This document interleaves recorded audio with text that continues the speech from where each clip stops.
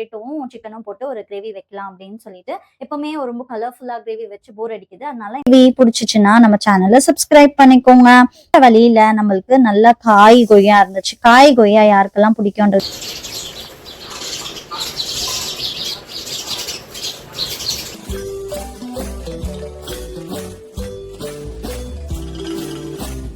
Hello everyone, welcome back to my channel and thank you for choosing to watch this video.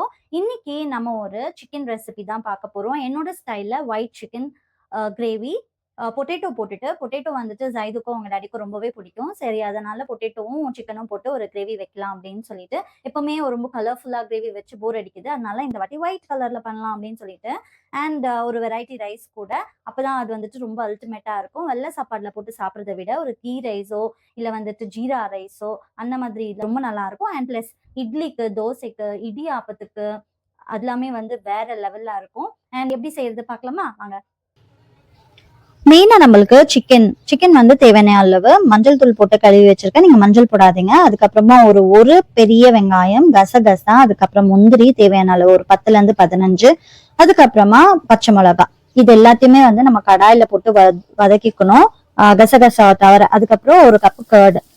கடாயில கொஞ்சமா எண்ணெய் ஊத்திக்கோங்க. அதுக்கப்புறமா வெங்காயம், அதுக்கப்புறம் பச்சை மிளகாய், அதுக்கப்புறமா இது வதக்கிட்ட பிறகு நீங்க முந்திரி போட்டுக்கோங்க. முந்திரிய வந்துட்டு சுடு தண்ணியில ஊற வச்சு கூட போட்டுக்கலாம். நல்லா ஃபைன் பேஸ்ட் ஆயிடும். இப்படி போட்டாலும் நீங்க போட்டுக்கோங்க. நல்லா அரைக்கணும் இப்படி போட்டா, இல்லைன்னா நம்ம சாப்பிடும் போது நம்மளுக்கு ஒரு சின்ன சின்ன பீஸா கிடைக்கும் வாயில. இப்ப வந்துட்டு நம்ம அதை வதக்கியாச்சு. நல்லா கூல் பண்ணிட்டு மிக்சர் ஜார்ல போட்டு நல்லா ஃபைன் பேஸ்டா அரைச்சுக்கணும். நல்லா கூல் பண்றது ரொம்பவே முக்கியங்க. அப்படி மடமடன்னு நீங்க பண்ணணும் அப்படின்னா கொஞ்சம் சூடா இருக்கும் போதே போட்டுட்டு ஒரு 2 ஐஸ் கியூப் போட்டுக்கோங்க. அப்ப அரைக்கிறதுக்கு உங்களுக்கு ஈஸி ஆயிடும், மிஷின் சூடாகாது. அதுக்கப்புறமா கடாயில நல்லா கொஞ்சம் தேவையான அளவு எண்ணெயை ஊத்திட்டு ஒரு 1ல இருந்து 1.5 ஸ்பூன் வரைக்கும் இஞ்சி பூண்டு போட்டுக்கோங்க. நான் 1.5 ஸ்பூன் இஞ்சி பூண்டு போட்டிருக்கேன். அதுக்கப்புறமா இந்த எண்ணெயில வந்துட்டு நல்லா மிக்ஸ் பண்ணி விட்டுக்கலாம். அதை அந்த பச்சை வாசனை போகணும். அதனால இந்த மாதிரி பண்ணும் போது பச்சை வாசனை போயிடும். அதுக்கப்புறமா நம்ம அரைச்சு வச்சிருக்கிற மிக்சர் இருக்கு இல்லைங்களா, அந்த மிக்சரை இதுல கூட சேர்த்துக்கலாம். அதுக்கப்புறமா இதுல நம்ம மிளகாத்தூள் போடுறது கிடையாது, கொஞ்சம் மிளகுத்தூள் போடுவோம். அதுக்கப்புறமா இந்த பச்சை மிளகாய், இதோட காரம் தான் நம்மளுக்கு இருக்கும். So 1 spoon garam masala. நீங்க வேணும்னா ஃபுல் கரம் மசாலாவே போட்டுக்கலாம், பட்டை, லவங்க, சக்கை, ஏலக்காய் அந்த மாதிரி. அதுக்கப்புறமா கரம் மசாலா 1 ஸ்பூனு, அதுக்கப்புறம் 2 ஸ்பூனு தனியாத்தூள், தனி தனியாத்தூள் தான் நான் சேர்த்திருக்கேன். ஸோ நல்லா மிக்ஸ் பண்ணிக்கலாம். நல்லா மிக்ஸ் பண்ணிட்ட பிறகு நம்ம இந்த சிக்கன் அதுல போட்டுடலாம். நம்ம வதக்குறதுனால ரொம்ப மிக்சிங் எல்லாம் தேவைப்படாது. ஸோ நம்ம சிக்கனை போட்டுட்டு நல்லா அதை வந்துட்டு மிக்ஸ் பண்ணி விட்டுட்டே இருக்கலாம். சிக்கன்ல எல்லாம் அந்த மசாலா ஏறணும். ஸோ அப்பதான் நம்மளுக்கு நல்லா இருக்கும். அதுக்கப்புறமா உப்பு இந்த டைம்ல நம்ம போட்டுக்கனா கறிலையும் நல்லா உப்பு பிடிக்கும். ஸோ உப்பு நான் போட்டுக்கிறேன் தேவையான அளவு. அதுக்கப்புறமா பெப்பர் பவுடர் நீங்க வந்துட்டு க்ரஷ் பண்ணி கூட போட்டுக்கலாம், ஒன்னும் பாதியா இடிச்சு போட்டுக்கலாம். இல்ல அப்படின்னா பவுடர் இருந்துச்சுன்னா நீங்க பவுடரையும் சேர்த்துக்கலாம். அதுக்கப்புறமா டேஸ்ட் பண்ணி பாருங்க. ஒருவேளை உங்களுக்கு வேணும் அப்படின்னா நம்ம வந்துட்டு பச்சை மிளகாவை கட் பண்ணி சேர்த்துக்கலாம். இப்போ இந்த டைம்ல அந்த எண்ணெய் பிரிஞ்சு வரும்போது நான் ஒரு கப் கர்டையும் ஆட் பண்ணிட்டேன். நல்ல கட்டி தயிர் எடுத்தீங்கன்னா நல்லா கிரீமியா இருக்கும். உங்களுக்கு வேணும்னா நீங்க வந்துட்டு கிரீம் ஆட் பண்ணிக்கலாம் லாஸ்ட்ல. அப்படி வேணாங்க அப்படின்னாக்கா நீங்க தயிர்லயே இதை சாப்பிட்டாலுமே ரொம்ப யம்மியா தான் இருக்கும். பட்டர் கூட நீங்க ஆட் பண்ணிக்கலாம். நான் இன்னைக்கு பட்டர் ஆட் பண்ணல, ரொம்ப அது ரிச் ஆயிடும் அப்படின்றதுனால நான் அதை போடல.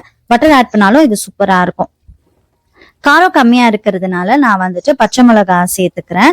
இப்போ இந்த பச்சை மிளகாய் போடுறது எதனால அப்படின்னாக்கா நல்லா கொஞ்சம் காரம் இறங்கும் நல்லா வேகும் போது அப்படின்னு சொல்லிட்டு நான் லாஸ்ட்ல வந்துட்டு ஒரு 3-4 பச்சை மிளகாய் சும்மா அப்படியே கிள்ளி போட்டுப்பேன். ஏன்னா அந்த பச்சை மிளகாவோட டேஸ்ட் சூப்பரா இருக்கும், எனக்கு அது ரொம்ப பிடிக்கும் லாஸ்ட்ல கொஞ்சமா போடுறது.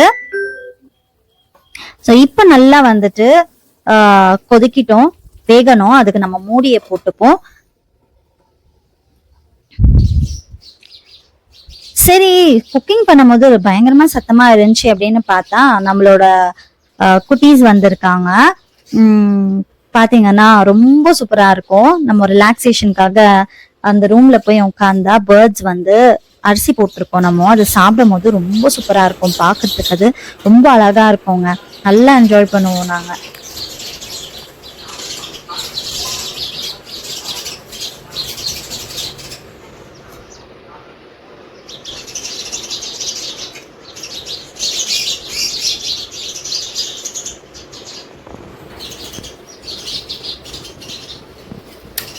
இந்த குருவிங்களை ரசிச்சதுல டைம் போனதே தெரியலங்க. அதுக்கப்புறமா பார்த்தா நம்மளோட ஒயிட் சிக்கன் கிரேவியும் ரெடி ஆயிடுச்சு.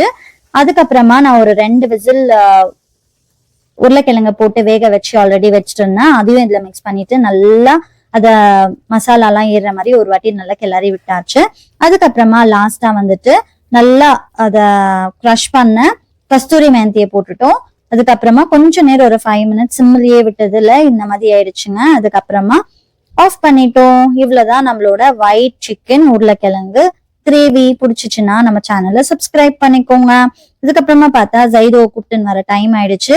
போற வழியில நம்மளுக்கு நல்ல காய் கொய்யா இருந்துச்சு. காய் கொய்யா யாருக்கெல்லாம் பிடிக்கும்ன்றது கமெண்ட் பாக்ஸ்ல கமெண்ட் பண்ணிடுங்க. பார்த்த உடனே வாங்காம எப்படி அப்படின்னு ஒரு kg 80 ரூபாய் அப்படின்னு வாங்கிட்டோம். சேனலை சப்ஸ்கிரைப் பண்ணிக்கோங்க. தேங்க்யூ வாட்சிங்.